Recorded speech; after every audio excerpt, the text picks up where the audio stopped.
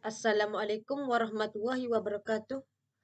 Pertama sekali saya perkenalkan nama saya terlebih dahulu iaitu Dalili Syahmina binti Muhammad Izzuddin bernombor metrik C21A1708. Pertama sekali saya ingin ucapkan penghargaan yang tidak terhingga juga kepada Encik Muhammad Aswawi bin Isa selaku pensyarah bagi mata pelajaran teknologi tradisional dalam warisan kerana telah banyak memberi tunjuk ajar serta penerangan yang lebih terperinci kepada pengkaji sejak kerja khusus ini diedarkan sehinggalah dalam proses menyiapkan kerja khusus ini.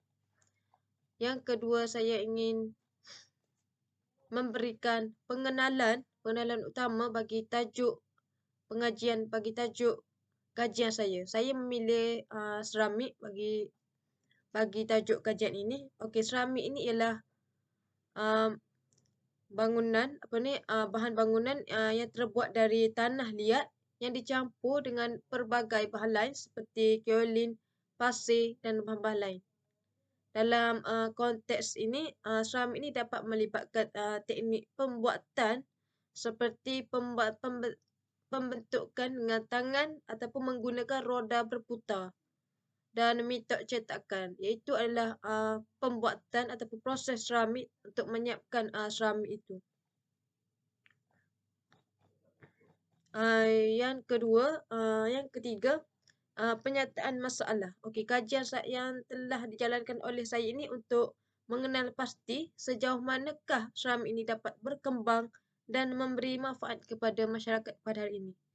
Seterusnya, kajian ini juga dilakukan untuk mengenal pasti tujuan utama masyarakat dalam memfokuskan kepada seramik ini seperti mana kita lihat dalam televisyen, sosial media, akhbar dan sebagainya. Selain itu, kajian ini dilakukan untuk melihat kesan positif terhadap penggunaan seramik dalam kalangan masyarakat pada hari ini.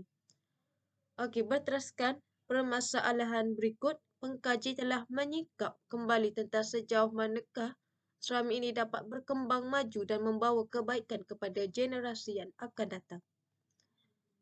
Yang keempat, persoalan kajian. Okey, kajian ini untuk melihat sejauh manakah masyarakat pada hari ini menggunakan seramik. Persoalan terhadap kajian ini ialah sejauh manakah seramik ini dapat berkembang maju dan memberi manfaat kepada ramai orang. Dan apakah tujuan utama masyarakat menggunakan seramik ini? Dan akhir sekali, kajian ini ialah untuk melihat kesan positif penggunaan seramik kepada masyarakat. Okey, seterusnya objektif kajian. Okey, objektif kajian ini pada umumnya terdapat 3 objektif utama, iaitu secara rasanya untuk menjelaskan bagaimana seramik ini dapat berkembang.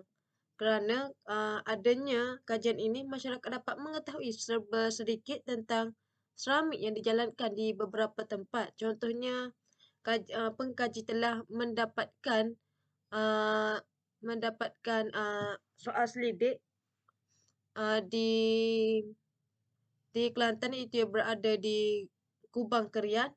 Okey, selain itu kajian ini juga bertujuan untuk mengenal pasti kepentingan seramik kepada penggunanya atau masyarakat.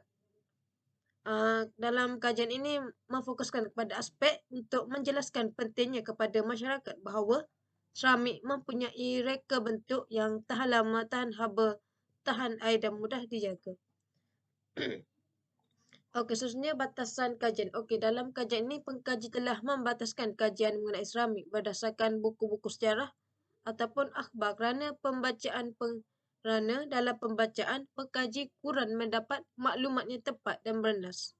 Oleh itu kajian ini lebih tertumpu kepada tujuan pemprosesan seramik, kepentingan seramik dan batasan kajian ini juga dilakukan bertujuan untuk mengenal pasti perkembangan seramik dalam masyarakat. Dalam batasan kajian ini juga pengkaji telah melakukan analisis terhadap kajian secara fizikal di tempat kejadian pembuatan seramik. Namun dalam kajian ini juga pengkaji telah mencari beberapa penulisan di internet sebagai rujukan dalam pembacaan untuk membuat tugasan yang diberikan.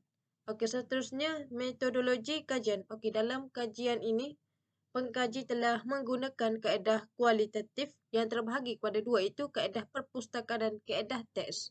Okey, dalam memastikan kajian ini dibuat dapat diselesaikan dengan jayanya melalui kaedah perpustakaan, pengkaji telah mencari beberapa penulisan di internet untuk dijadikan sebagai bahan rujukan dan pembacaan. Manakala kaedah teks pula, pengkaji menjadikan buku epos Ramik sebagai panduan dan solusi bagi menyelesaikan tugasan kajian ini.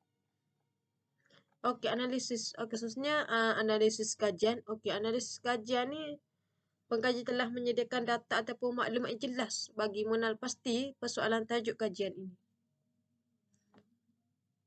Okey, dalam analisis kajian ini, pengkaji mendapati bahawa seramik mendapat sambutan daripada masyarakat kerana seramik telah wujud di zaman masyarakat Melayu tradisional lagi, dan pandangan daripada orang-orang sekeliling bahawa mengatakan seramik ini mendatangkan hasil dan yang berbaloi kerana pemprosesan seramik yang dilakukan secara teliti dan cermat. Okey, penutup bagi tajuk seramik ini ialah seramik ini diklasifikasikan sebagai bahan bukan organik dan bukan logam yang penting untuk gaya hidup seharian kita. Justru seramik dan bahan adalah orang yang mereka bentuk proses-proses di mana produk-produk ini boleh dibuat atau mencipta jenis produk seramik baru dan mencari kegunaan yang berbeza untuk produk seramik dan kehidupan seharian.